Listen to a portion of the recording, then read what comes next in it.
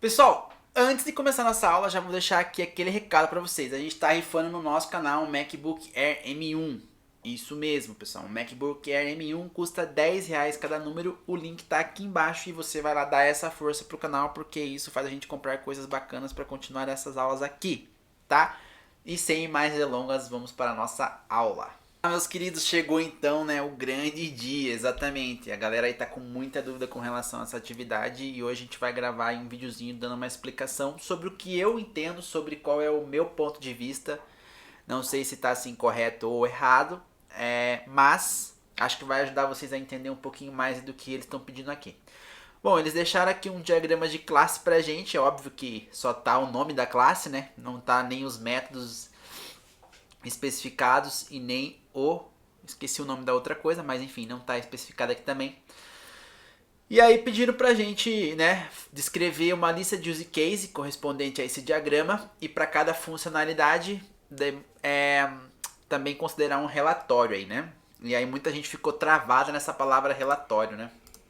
Galera, o que eu entendi disso daqui? Acabei selecionando ali na hora que eu tirei o print screen, né? Mas o que eu entendi? A gente vai ter que listar os use cases, beleza, isso eu acho que é bem tranquilo, acho que todo mundo aí conseguiu entender o que é o use case, né? Lembra lá que é um verbo, então é fazer alguma coisa, construir alguma coisa, vender alguma coisa. É uma ação que o usuário vai fazer dentro do seu sistema, tá? Então tem que entender que é uma ação que o usuário faz dentro do sistema.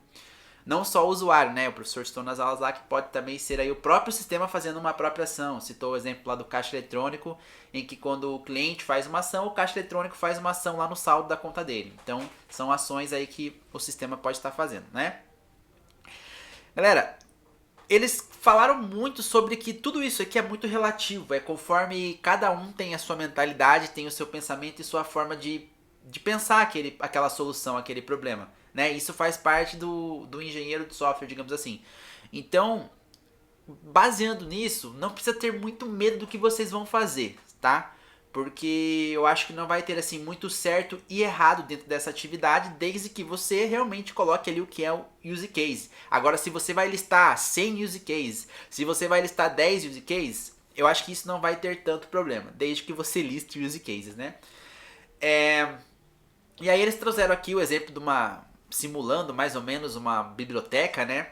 E o que eu gostaria de tipo assim, antes de começar a explicar, de mostrar para vocês que existe vários jeitos de você pensar, como a gente acabou de falar, existe vários jeitos de você pensar isso daqui.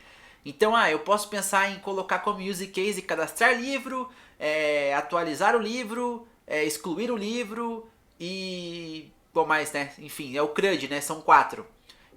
Você pode fazer e isso vai ser bem específico. Assim como você pode só colocar lá manter o livro, cadastrar o livro, também vai dar certo, também vai estar correto, tá? Eu até separei aqui que eu achei na internet um trabalho que, olha só que legal isso aqui. Ele fala que assim, tirando algumas dúvidas, né? Para cada objeto do sistema seria necessário considerar 3 casos de uso. Inclusive aqui também é de uma biblioteca. Incluir o livro, alterar os dados do livro e excluir o livro. E quanto às consultas, por exemplo, consultar o livro por autor, consultar o livro por título, etc. Seriam casos de uso? Então olha só que legal isso aqui. E a resposta: não há um consenso. Como são processos em gerais muito simples e com lógica conhecida, não vamos detalhar como faremos com os casos de uso mais complexos. No entanto, incluiremos no diagrama de casos de uso para uma noção geral do escopo e do tamanho do sistema.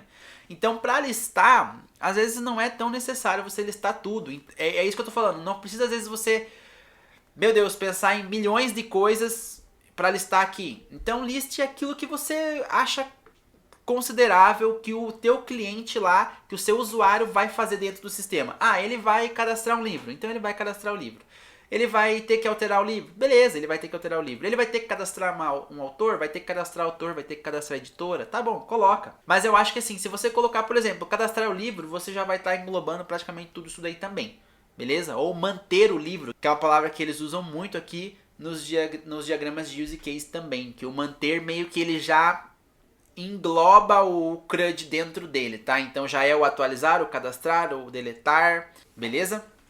Mas enfim, pessoal, vamos ver aqui o que é a minha concepção disso daqui. Também vou falar sobre aqui, para cada funcionalidade de manipulação de dados, considere um relatório sobre o que eu entendi disso, tá? Eu fiz aqui um desenho, mais ou menos para vocês entenderem Não tá completo, tá, pessoal? Que eu não vou dar a resposta inteira, mas aí é que nem eu falei, vocês façam da forma que vocês acharem que é correto. Mas, por exemplo, aqui a gente tem o incluir o livro. Então, ele dentro do incluir o livro, ele pode incluir, cadastrar a editora, né? Lembrando que quando inclui, ele faz o cadastro da editora nessa mesma tela de incluir o livro. Então, o nosso autor aqui ele não teria acesso a essa tela separada. Primeiro ele teria que vir e incluir o livro, depois cadastrar a editora. Mas esse aqui, pessoal, não é cobrado no exercício, nem esse desenho é cobrado no exercício. É só para realmente ficar aqui graficamente ilustrado para vocês, tá? Temos aqui também, vamos supor, a cadastrar a área de atuação, né? Eu coloquei aqui ó, um como extend, que é cadastrar o autor. Então o autor, vamos supor aqui que o nosso usuário ele poderia cadastrar o autor separado, mas também poderia incluir um livro e dentro do livro cadastrar um autor. Então são coisas que você pode estar pensando aí dentro do seu sistema e tudo mais, mas os casos de uso são esses, né, pessoal? Incluir o livro, cadastrar autor, cadastrar a editora, cadastrar a área de atuação, depois tem lá o cadastrar o exemplar, ou você pode pensar ainda, tipo, cadastrar o exemplar antes, né, do incluir um livro, porque todo exemplar vai ser um livro, mas enfim, são formas de pensar, que nem eu falei, diferentes, existem várias formas, e aí é com você. Tem aqui a parte de locação do livro, né? Então locar um livro, devolver um livro, que são acho que também outras partes principais. Mas você não precisa se prender só a isso daqui, né? Você pode colocar mais coisas aqui, entendeu? De acordo com o que você entender aqui do nosso, cadê? Do nosso problema, né? Eu separei aqui, tipo, alguns, mas que nem eu falei, esse CRUD ele não necessariamente significa que você precisa colocar ele ali, né? Mas teoricamente seriam coisas que a gente poderia fazer, que o nosso usuário teria acesso a fazer, use cases, né? Mas dentro de uma própria tela o usuário pode cadastrar, alterar e excluir, então a gente pode colocar aqui, né? Cadastrar autor. Então teoricamente dentro dessa mesma tela ele poderia cadastrar o autor e consultar o autor, e dentro de consultar poderia fazer o delete que ele necessário, tá? Então coloquei ó, manter o empréstimo, manter a devolução. Praticamente peguei todos os principais pontos aqui e fiz um use case, tá?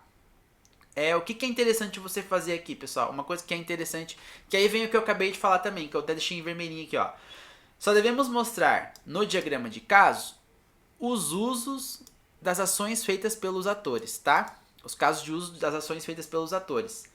E não as funcionalidades dessas ações. Então, tomar muito cuidado com os requisitos que a gente elenca. Que aí sim, né? Que nem eu falei, o requisito é... E aí entra o que a gente comentou aqui no começo. É tomar cuidado só para não colocar, tipo, todos os CRUDs, assim, e tudo mais. Mas que nem eu falei, se você colocar também não vai estar errado, tá? E o que mais, pessoal? Sobre o relatório aqui, né? Para cada funcionalidade de manipulação de dados, considere um relatório. O que foi o meu ponto de interpretação aqui? Por exemplo, pessoal, quando a gente tem ali o use case de cadastrar livro. Então eu vou acessar meu sistema e eu tenho cadastrar livro. Essa é uma funcionalidade que vai manipular dados, né? Porque ela vai pegar o livro, ou todas as informações que eu joguei do livro lá dentro, e vai guardar no meu banco de dados, certo? E qual relatório que eu posso emitir a partir disso? O relatório de livros cadastrados. Então eu tenho um relatório de livros cadastrados, certo? É isso, pessoal. A mesma coisa de autor, autores cadastrados, um relatório de autores cadastrados. Entendeu? Posso também ter um relatório, vamos supor, de livros por área de atuação. Também posso.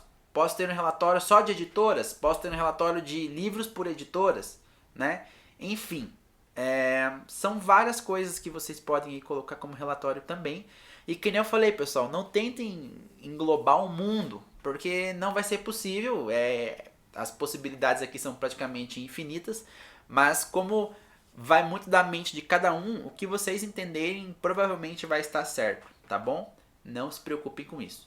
Galera, essa é a dica que eu tenho para vocês nessa nessa atividade 3 aí de engenharia de software, beleza? Deixem aquele like e se inscreva no canal, porque isso é importante.